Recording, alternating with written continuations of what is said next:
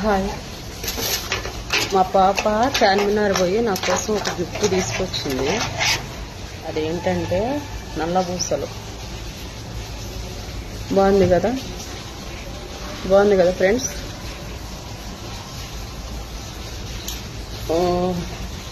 నా కోసం 5-6 షాపులు తిరిగిందంట.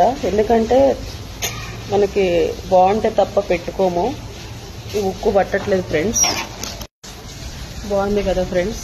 మా పాప చాలా ఇష్టంతో పాపం ఒక 10 షాపులు తిరిగిందంట. బాగుంది కదా. ఎందుకంటే నాకు నచ్చలేదనుకోండి నేను పెట్టుకోను.